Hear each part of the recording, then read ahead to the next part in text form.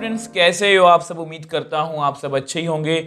अब वीडियो का टाइटल और थंबनेल देख के आपको पता लग ही गया होगा कि सीबीएसई ने क्लास 9 से 12th के लिए अपना जो बोर्ड एग्जाम्स का पैटर्न है उसको उसमें कुछ चेंजेस किए हैं। अब वो चेंजेस कुछ बच्चों के लिए बहुत अच्छे भी हो सकते हैं, कुछ बच्चों के लिए वो बुरे भी हो सकते हैं। देखो ये आपका सीबीएसई का ऑफिशियल सर्कुलर। तो देखो, इससे पहले भी ना सीबीएसई ने अपना सिलेबस जो है वो रिड्यूस किया था। एनसीईआरटी ने भी बुक्स को चेंज किया था, तो उसको लेके भी बच्चों के मन में बहुत सारा डर था। तो उसके ऊपर भी मैंने एक वीडियो बनाई थी। इस वीडियो का लिंक आपको नीचे डिस्क्रिप्शन बॉक्स में मिल जाएगा कि हमें बुक्स को देख के, नई बुक्स को देख के हमें इतना पैनिक नहीं करना। सिलेबस कम हुआ है, बट साथ साथ मैंने आपको ये भी बताया था कि सिलेबस जरूर कम हुआ है। जैसे जैसे सीबीएसई सिलेबस अपना कम कर रही है, उसका जो पेपर मतलब कि बोर्ड एग्जाम्स का जो लेवल है वो बहुत हाई होता जा रहा है। अब सेम यहाँ पर भी वही हुआ है। तो सबसे पहले क्लास 9th से लेके 10th तक की बात करेंगे। अब देखो, यहाँ पर 2023 लिखा है, यहाँ पर 2023 से 24 लिखा है। ठीक है, तो यहाँ पर पहले जो सीबीएसई का बोर्ड एग्जाम का पैटर्न था वो बताया कि पहले ना जैसे कंपिटेंसी बेस्ड क्वेश्चंस जो हैं, जैसे केस स्टडी के क्वेश्चन हो गए, रीजनिंग असर्शन के हो गए, एमसीक्यूज हो गए, ये पेपर का टोटल 40% था। ठीक है, बट अब वो बढ़कर 50% हो चुका है। तो मैं आपको ज़्यादा टाइम नहीं लूँगा। मतलब वही है कि पहले 40% क्वेश्चंस आ रहे थे, अब 50% आएंगे, मतलब ज़्यादा आएंगे। ऑब्जेक्टिव टाइप क्वेश्चन 20% थे पहले, अब भी जो है वो 20% ही हैं। सेम वे से अगर 40 और 20 60, तो रिमेनिंग जो 40% रह गए वो 2 मार्क्स के, 3 मार्क्स के कुछ भी क्वेश्चन हैं, डायरेक्टली क्वेश्चन जो बुक्स में होते हैं वैसे ही पूछ ली जाते हैं। तो ये 40% थे, बट अब ये घटकर 30% हो गए हैं।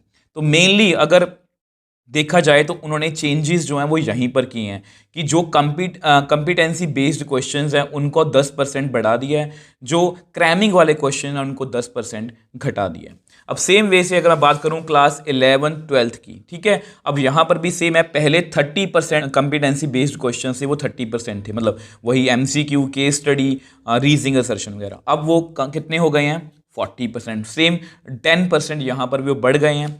ऑब्जेक्टिव हमारे 20% है, यहाँ पर भी 20% ही है। ठीक है, पहले जो क्रैमिंग वाले क्वेश्चन थे वो 50%। क्रैमिंग वाले क्वेश्चन वैसे बोल रहा हूँ कि वो डायरेक्टली बुक में से पूछे जाते हैं। ठीक है, तो वैसे मैथ्स में कोई क्रैमिंग कुछ नहीं होती। तो ये अब घटकर 40% हो गए हैं।